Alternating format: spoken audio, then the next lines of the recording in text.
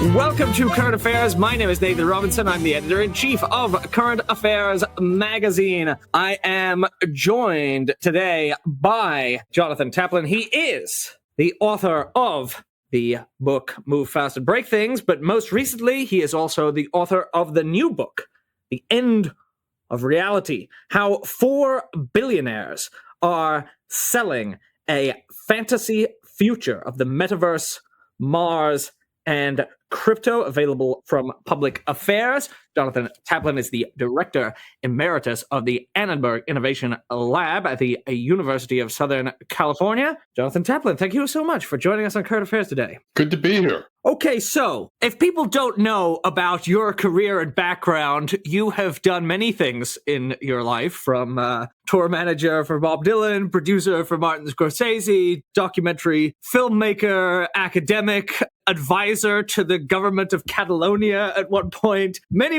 things you have done in your life. Most recently, however, you have turned your attention to writing a couple of books that are focused on Silicon Valley. So I want to ask you why you, as someone who has done so many things, I get the sense from these books that you have turned your attention to this particular subject out of a sense of urgency and a sense of fear. So can you tell us a bit about why a person with your background has turned to this area of focus at this point in your life? Well, it started in 2015 with my worry that the big tech barons didn't care about art at all and were basically destroying the music business, doing what they could to destroy journalism. And it was quite personal at first. I mean, Levon Helm, who was the drummer in the band, who made a very good living all through the 80s and 90s, even though band had stopped recording in 76, because everybody got CDs and renewed their collection. And so he kept getting record royalties all through the 90s. And then Napster arrived, and that just stopped. And it just so happened that he got throat cancer right at that point when Napster arrived. And he literally had a hard time paying for his healthcare. And that was very personal. And it just seemed to me that YouTube and Napster were making a fortune off of, the work of artists. And now that's, we have the same situation where something like AI generative image thing steals 12 million images from Getty Images, strips out all the metadata and everything, and claims that it's doing it for fair use. And it's to train its AI on how to make a picture of Joni Mitchell or something. And of course, the artists whose work they took get nothing. So the general feeling of immiseration of artists was the original thing. Now, my concern has gotten much bigger than that. Right. In the sense that I think there are two views of the future, one of which is that we will use the collective wisdom, scientific knowledge, technology to fix the things on the planet that are wrong.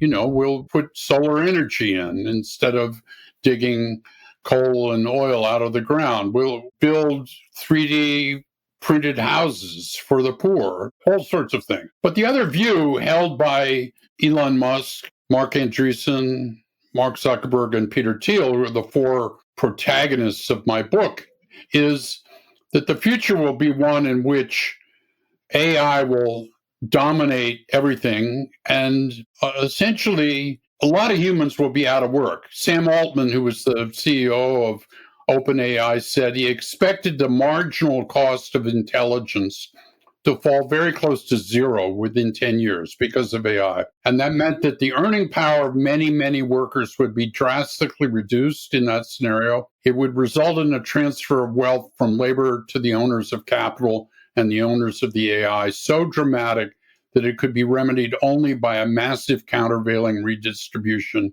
known as universal basic income. Now, that's not a future I think is very good for us. And I don't think that, quite honestly, the politicians in the US or the UK are interested in universal basic income, paying everybody to stay home in their pajamas, So we'll just get the first part. We'll get the dystopia without the universal basic income. Right.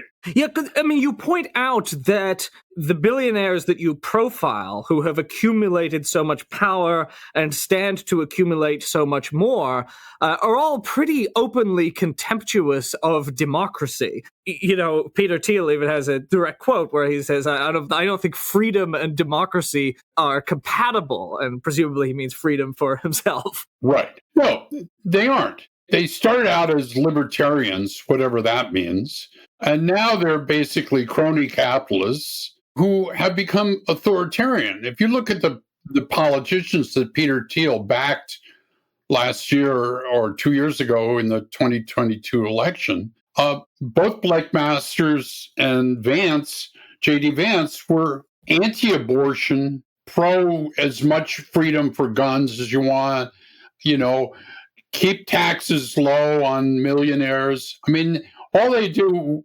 what had that to do with libertarianism? And if you look at someone like Elon Musk, he makes all his money from the government. Right. Really. I mean, his only client for SpaceX is NASA. And so, and every time he flies one of the rockets off, they pay him a 25% commission on the top of the cost of the rocket launch. He wants us to give him $10 trillion to go to Mars. For what reason, he won't explain, other than to say that we should be a multi-planet species. Yes. That 10 trillion would put 2.5 trillion in Elon's pocket. So I understand why he's interested in that deal. Right. Yes, you have a point in the book where there is never an explanation offered as to why we ought to go to this bleak, frigid landscape of Mars. And you quote Elton John in Rocket Man, Mars. I forget the lyric, but Mars isn't a place to raise a child. A place to raise a child. And you say, there's this unanswered question with a lot of these grand fantasies, which is, what human problem are you trying to solve? Yeah. So take the metaverse. So in Mark Zuckerberg's business plan, you will spend 7 hours a day with a virtual reality helmet over your face. You will take your meetings inside the metaverse, and you will create your little avatar, and it probably won't look much like you do, because, as Zuckerberg says, the kind of aspirational avatar is the one that people seem to favor. So the girls want to look like Kim Kardashian and the boys want to look like Chris Hemsworth. And actually, people who meet on dates in the metaverse don't actually want to meet in person. They don't. But what world would you want to spend 7 hours a day with this helmet on your face? Well, from Zuckerberg's point of view, it's only the world of, what Altman describes. 40-50% of the population out of work because the AIs and the robots are doing the work. And so they're stuck at home, and instead of playing video games, they can live a fantasy world of, instead of admiring Tony Stark in the movies, they can be Tony Stark. And Facebook will sell them Tony Stark's house and rent them Gwyneth Paltrow's avatar for a night to go clown around with. And this is not a future I think we want. Well, and as you point out, these futures are, this is a society in which wealth and wealth translated into power has just accumulated into so few hands that they have ultimately, in that future, complete control, right? So though the person who designs and operates the metaverse controls speech in the metaverse, controls decision-making, there's no democracy in the metaverse. And Elon Musk's purchase of Twitter, which you cover in the book, or rather X now, as he insists that we call it, one man now basically operates the public square, and his whims decide who gets to enter it and who has to leave. Yeah, exactly. And, he talks about free speech. He has no problems banning people who are critical of him. And he's banned journalists. So it doesn't appear to me that these guys have much sense of what's going on. I mean, if you really think about, let's take Mark Andreessen, which is probably less known to your listeners. Yeah, he's a kind of interesting choice for your book. He's the most important, richest venture capitalist in America. And he's brought you three things. One is which is he was the biggest promoter of crypto. So in the fall of 2021, when Bitcoin was at about 63,000 a coin, Scott Galloway at NYU estimated that 95% of the Bitcoin was held by 2% of the holders. And Scott named them the whales. And the whales then embarked on an advertising campaign, about 250 million worth of TV ads. So you would see Matt Damon on TV saying, "Fortune belongs to the bold. Invest in crypto." Or there was Tom Brady saying FTX is the greatest thing, since sliced bread. And there was LeBron James and Steph Curry and Larry David. And there were so many ads for crypto on the Super Bowl in 2022 that they renamed it the Crypto Bowl. And of course, the suckers flooded into crypto, started buying at $60,000 a coin. And by May, Bitcoin was at $19,000 a coin. In other words, like any classic pyramid scheme, the big boys, the whales got out at the top of the market. The suckers bought in, and it's never gotten above 25,000 since then. Andreessen also brought us one other really amazing thing, which was NFTs. So amazing. His idea is that, art needs to be more efficient. Yeah. And so I can That's what I think when I think of art. Right. I can make a Bored Ape portrait in 2 minutes with this NFT, with my AI software. And now I can sell it to you in the fall of 2021 on my OpenSea platform, which Andreessen controlled 80% of the NFT market. I can sell it to you for $50,000 with the assurance that you've got an original Bored Ape, and I'm going to give you a digital certificate to show you that yours is original. So the Wall Street Journal reported last week that those people that bought Bored Apes at $50,000 cannot sell them for $50 today. They are worthless. Respect to that. Yeah. Who would have thought that the ugly picture of an ape would turn out to lose its value? I mean, one of the things that's always struck me about it is such bad art, too. I mean, it kind of comes up in your book. You were talking earlier about, how you were kind of drawn into this by your appreciation of art and artists, is that these guys, I don't know if they enjoy music and art, but everything they seem to like and promote seems to suck. They don't care about it at all. I mean, why would you be pushing Bored Apes as art? I mean, really, if you cared about it, it's just like, why would anybody want to have their music given away for free? And it's this permissionless innovation thing that I guess bothers me almost more than anything. I mentioned about Getty and Stable Diffusion, but you can go on the Google Music generation model and you can ask it to write you a Bob Dylan song, anti-war song, and it will write you, and the voice will sound something like Bob Dylan, but the lyrics are so banal as to be shocking. It's like it's written by aliens who have never, they see like the form of music, but don't like get the soul of it or the purpose of it.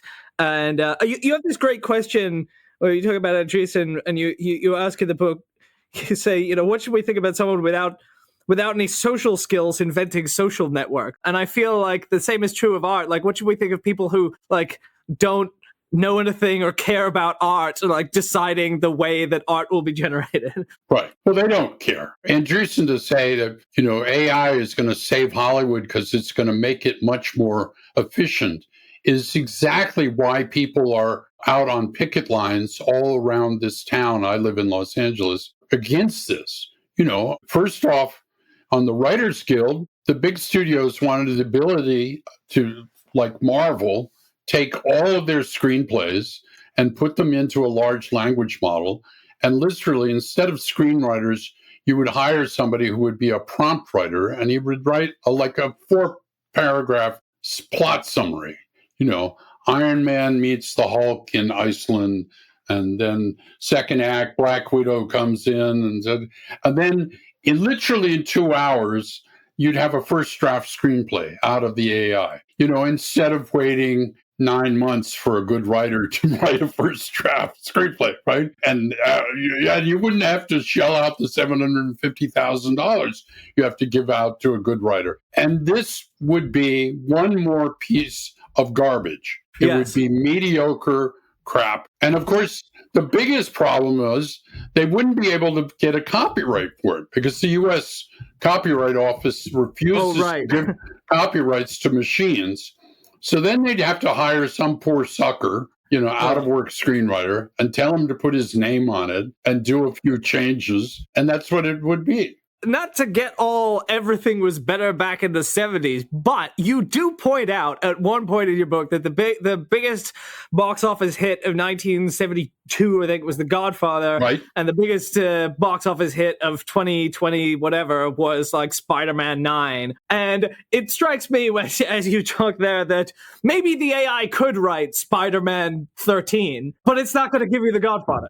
Right. I mean, what I was trying to say there was that in the late 60s and early 70s, the best movies, that is, the ones that won the Academy Award, were also the best-selling movies. And that doesn't happen anymore. The best movies are all now usually little indie films, some of them from South Korea and places like that. And the best-selling movies are these Marvel, comic book things. I mean, my friend Marty Scorsese says they're not movies, they're theme park rides. Yeah, I mean, what do you attribute that to? Is that the studios have just made a decision that, what was it back then in the 60s and 70s that caused that unification of artistic quality and popularity? What kind of explains that? Well, I would argue that Wall Street wasn't in control of the entertainment business in the 60s and 70s. In fact, entertainment companies were relatively small entities. I mean, if you think about Warner Records or Reprise Records, Elektra, Atlantic, these were small companies. If they were lucky, they made, $50 million a year, not 50 billion a year like Disney makes, And so the people that ran it had grown up in the music business. Mo Austin, Ahmet Ertegun, these people that ran the companies genuinely loved music. They supported artists. I mean, if you think about Warner Brothers supporting someone like Randy Newman or Van Dyke Parks or Joni Mitchell, none of whom were selling that well in those days, but who were adding to the corpus of good art. And they were proud of those people. And so that died out. And essentially, the more the entertainment business got bigger and bigger and bigger, and because there were more outlets for leisure time and all of that stuff, the money flowed in. So then, George Lucas arrives with Star Wars, and you realize, a movie can make like $250 million. That was never something that had happened before. And then everybody wanted to make the movie that made $250 million. And then the level got higher, and now Marvel wants to make movies that make $1 billion, But to do that, you have to dumb it down because the subtleties of things like comedy and stuff don't travel very well. So you can't sell it in China. If it's a Stanley Kubrick movie, you couldn't sell it in China. Maybe not even a Martin Scorsese movie. But if you can kind of just have these big fights and these set pieces and all the special effects, then you can make $1 billion in one movie. We had an author of a book about the social network MySpace on a while ago, and he was talking about how Rupert Murdoch bought MySpace and ruined it. But one of the interesting things that he said was, in the early days, MySpace was founded by people who were music fans. So the executives of the company really loved music, and they designed the platform in a way that it would encourage musicians to help people find musicians. And so a music culture flourished on MySpace. So, and one of the conclusions being that whoever's in charge, their kind of cultural tastes and preferences are going to affect what happens on the platform a lot, and whether it sort of causes culture to flourish or kills it. And, Mark Zuckerberg designing a social network, a guy who does he even like people? Does he even? Why would you invent the metaverse where there's a shield over your eyes so no one can see where you're looking, unless you're a kind of aphasic on the spectrum person, and all these four guys are. I mean, Elon at least admits to it. The other three don't admit to it, but they're clearly had horrible childhoods, were bullied, thrown down the stairs by their classmates. You couldn't exist. I mean, to hear Mark Andreessen talk about his family and his father is just pure hatred. And it's sad. That's why, when I say it's so bizarre that these people who have no social skills are controlling the social networks of the world. And of course, doing so much harm that yesterday 42 attorney generals sued Meta for, planning to addict children to Facebook and Instagram and successfully accomplished that. I want to return to your inclusion of Mark Andreessen in the book, because he does get less play in the popular press than the other three billionaires, Musk, Thiel, Zuckerberg. And it's interesting that you included him because he's kind of a dark horse, as I say, just after the publication of your book, published this, I'm sure you read it, his techno-optimist manifesto, this unhinged rant, where he takes everything that you accused him of in the book and kind of dials it up to 11, where he says, no, I do believe technology will solve all of our problems, free markets. He quotes the Italian fascist guy. Right. It's insane. It is so filled with untruth. I mean, he says decentralization harnesses complexity for the benefits of everyone. Centralization will starve you to death. He owns 90% of the NFT market. He owns 80% of the other pieces of the social network. He says, we believe in local knowledge, people with actual information. We believe in competition because we believe in evolution. Peter Thiel said, competition is for suckers, that kind of thing. The thing that struck me the most is he said, there's no problem that technology can't solve it. But, what technology is he really invested in? So he has a company called Anduril, which builds killer robots. So these are autonomous weapons in which he builds an AI software for them that can make their own decisions as to kill someone or not. Now, in testing them, they have a hard time at 100 yards distinguishing between a man with a gun and a man with a broom, but that isn't stopping them from forging ahead. And last year in the UN, every country except Russia and the US said these weapons should be banned. But obviously, Mark Andreessen is lobbying big time to make sure that he can make his autonomous weapons. That gets back to, I began by the fact that you have a very eclectic background, but you've turned this topic, and it strikes me that in part that is because what comes across in the book is your very strong sense of danger, right? That this is not just look at these laughable characters and their ridiculous fantasies about the future, but that in fact, the concentration of power in the hands of these particular people with these kinds of worldviews is putting all of us in very, very serious danger.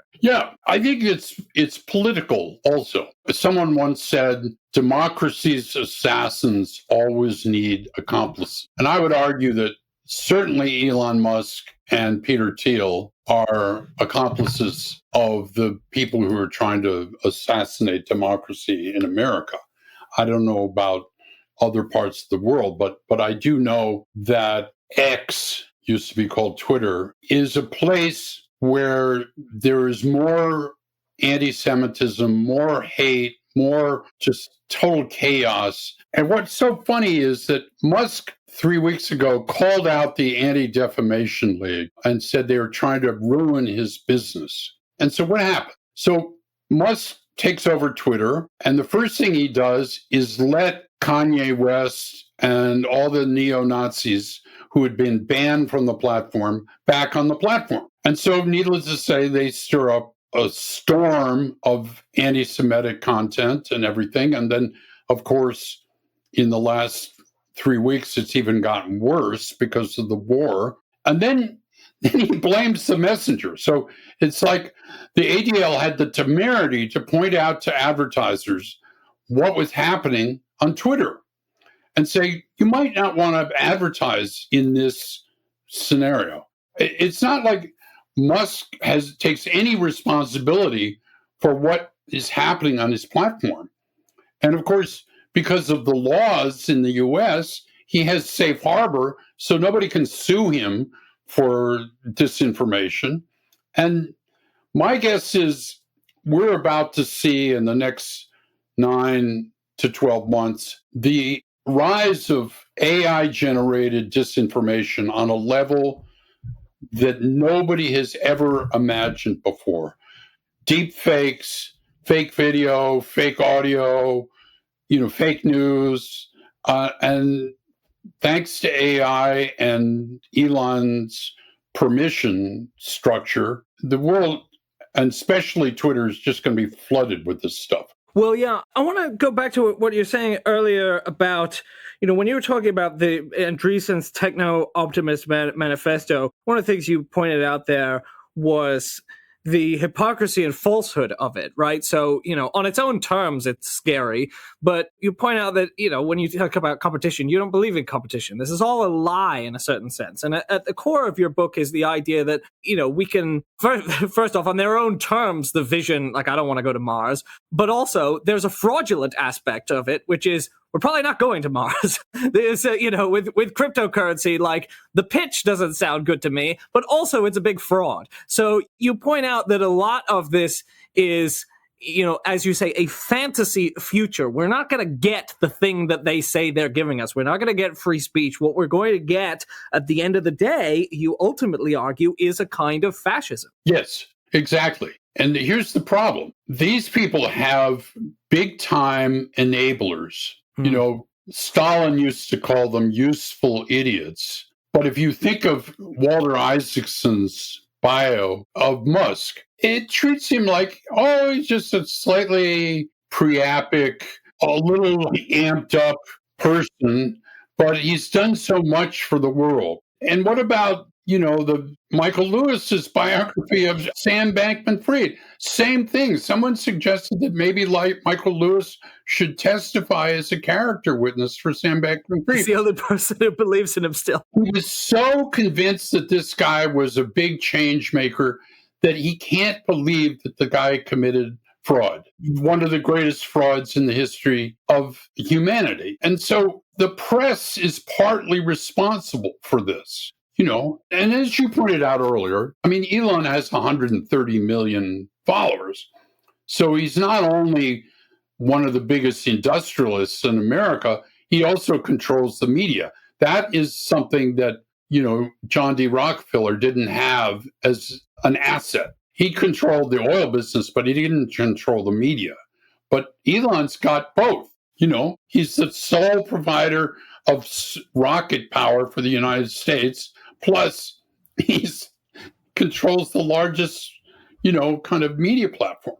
Yeah. Well, the control of Twitter is scary. The decisions as to what gets in front of your eyes. So, for example, he just decided to get rid of headlines on news stories. So now, when you post a news story on Twitter/X, it just shows a picture. It won't show the headline, which makes it much easier to dupe people about what something says. And he says he doesn't want people to leave the platform. He says the reason he's doing it is so that people don't click on the news. They just stay on X and read all the garbage. Right. I was in Boston 2 weeks ago at the Boston Book Fair, I happened to meet someone who is a senior official at National Public Radio. And she said to me,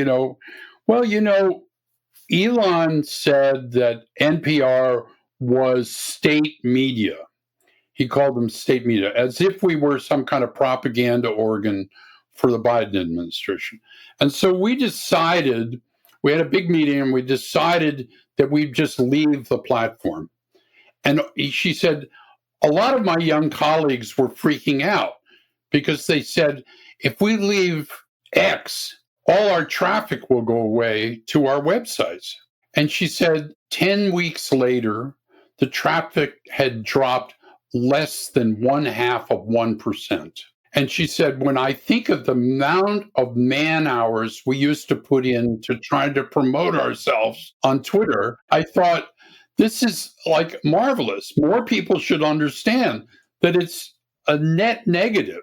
So, I mean, from my point of view, what's needed is a resistance movement. And that resistance movement means that artists need to be paid for the content that AI generative machines, when they take their content, their pictures, their novels, their nonfiction, their movies, whatever, their music, artists need to be paid for that. They can't just take this stuff for free and say it's fair use. That's the first thing. The second thing is we need to have antitrust regulation again. We haven't had it in 40 years, maybe 50 years. So now, you can say one thing for Joe Biden, at least he's willing to believe in antitrust regulation. So Google is on trial. Facebook was just sued yesterday in federal court for manipulating teenagers. And it's good that they do that, because if you look at the work of Jonathan Haidt and others, the year that Facebook instituted the like button, the chart of teenage self-harm goes through the roof. Suicides, poisonings, all sorts of bad behaviors happen. And it's all from the NYU sociologist Jonathan Haidt. It's really due to social media.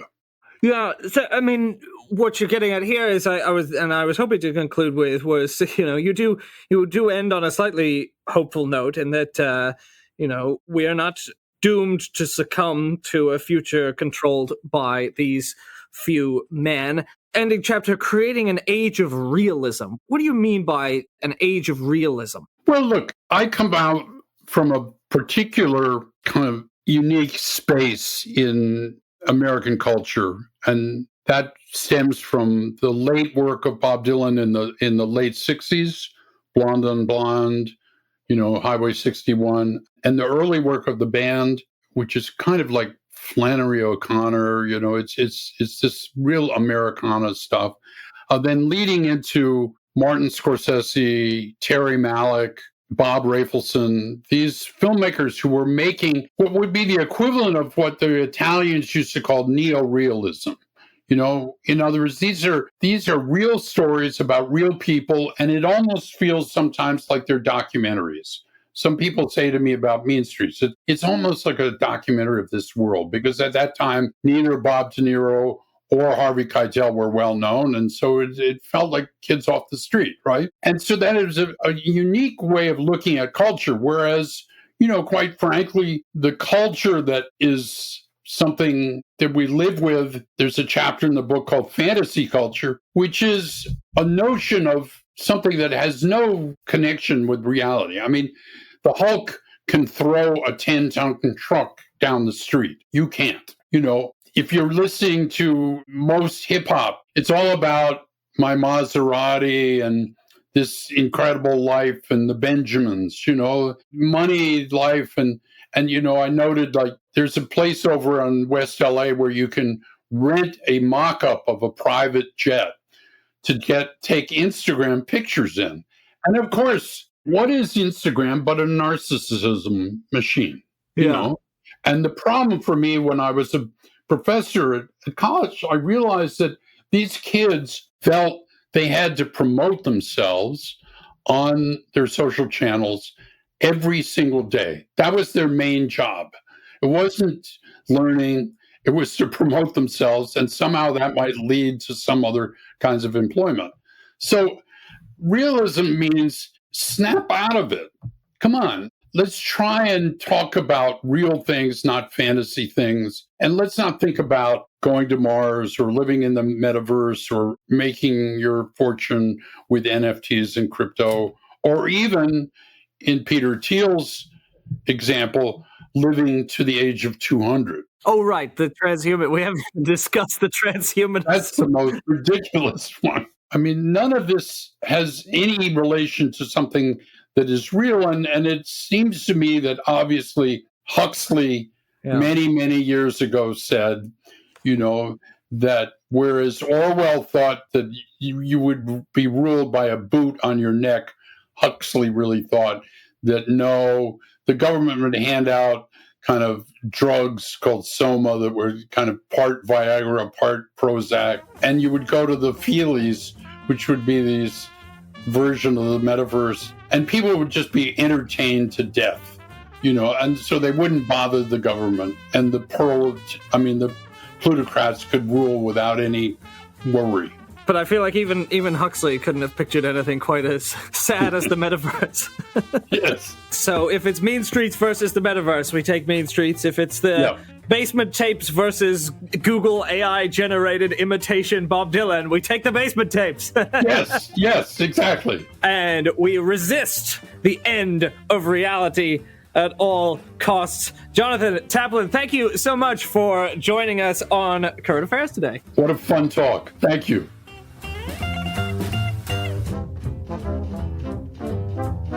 The Current Affairs Podcast is a product of Current Affairs Magazine. If you are not subscribed to Current Affairs Magazine, visit currentaffairs.org/subscribe today and get our glorious print edition. The Current Affairs Podcast is released regularly every week on patreon.com/currentaffairs. Thanks for listening.